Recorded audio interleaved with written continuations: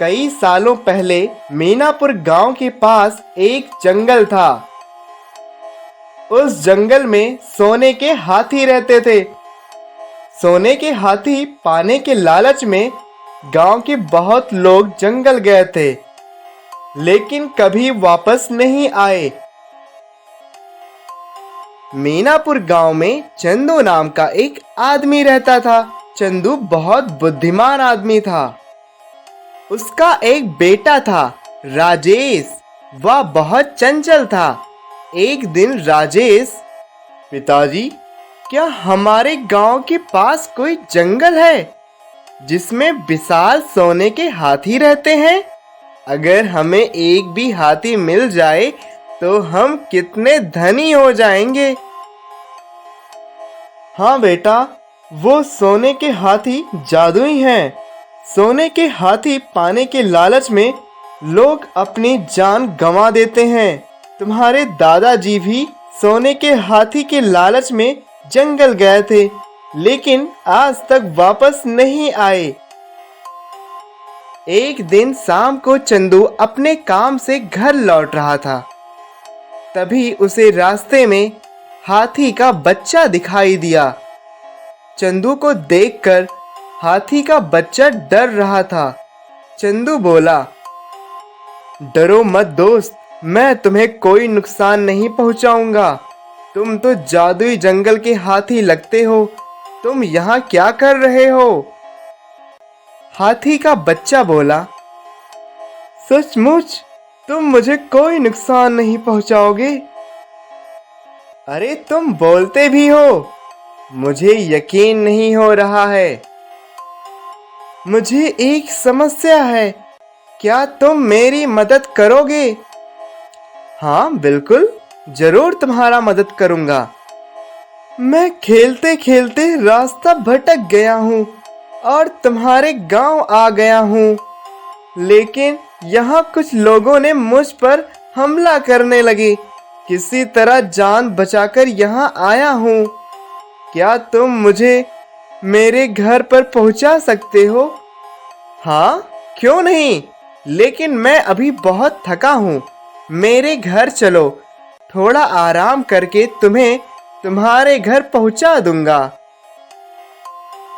चंदू हाथी के बच्चे को अपने घर ले जा रहा था। तभी जमींदार के कुछ आदमी देख लिए और जमींदार से बताए, मालिक, आप जिस सोने के हाथी को ढूंढ रहे थे, उस सोने के हाथी का बच्चा चंदू के पास है। वह अपने घर ले जा रहा है। अच्छा, चंदू के बच्चे में इतनी हिम्मत कि वो हाथी का बच्चा ले जाए। चलो चलते हैं उसके घर। जमींदार अपने आदमियों के साथ चंदू के घर पर आया और चिल्लाने लगा, चंदू बाहर निकलो।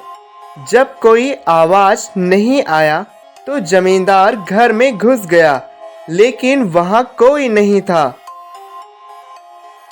क्योंकि चंदू जमींदार के आदमी को देख लिया था। वह तुरंत हाथी के बच्चे को उसके घर पहुंचाने का फैसला लिया। कुछ देर में जादुई जंगल पहुंचकर छोटे हाथी को उसके माँ से मिलाया। हाथी ने चंदू को धन्यवाद कहा। ऐसा पहली बार हुआ था कि कोई जंगल से वापस आ गया। दूसरे दिन जमींदार चंदू के घर गया। जमींदार को देखकर चंदू सब समझ गया। जमींदार बोला, हाथी का बच्चा कहाँ है? किस हाथी के बच्चे की बात कर रहे हैं मालिक? मेरे पास कोई हाथी का बच्चा नहीं है। तुम मुझे बेवकूफ समझ रहे हो। सोने का हाथी अपने घर में छिपाए हो। अभी दिखाता हूं तुम्हें। जमींदार अपने आदमियों से कहा, जाओ जाकर इसके घर की तलाशी करो। अभी इसका झूठ सामने आता है। कुछ देर बाद उसके आदमी आए और बोले, मालिक, घर में कोई हाथी नहीं है। जमींदार चंदू के घर से चला गया, लेकिन अपने आदमियों को चंदू के घर के आसपास बिठा दिया। दूसरे दिन हाथी का बच्चा चंदू के घर आया। चंदू उसे देखकर, अरे तुम यहाँ क्यों आए हो? अगर जमींदार देख लिया तो हम दोनों की खैर नहीं। वापस चले जाओ यहाँ से। तब तक जमींदार अपने आदमियों के साथ आ गया। हाथी का बच्चा देखकर बहुत खुश हुआ और हाथी के बच्चे को अपने साथ ले जाने लगा। तब चंदू, मालिक रहने दीजिए, इस मासूम जानवर को मारकर आपको क्या मिलेगा? चल हट, मुझे मत सिखा। तुम्हारा कौन सा रिश्तेदार है जो इसके लिए मुझे ज्ञान दे रहे हो? जमींदार चंदू को मारने लगा।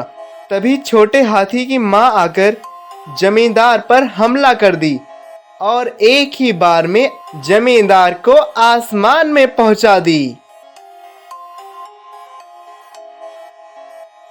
और हाथी ने चंदू को ढेर सारे सोने दिए।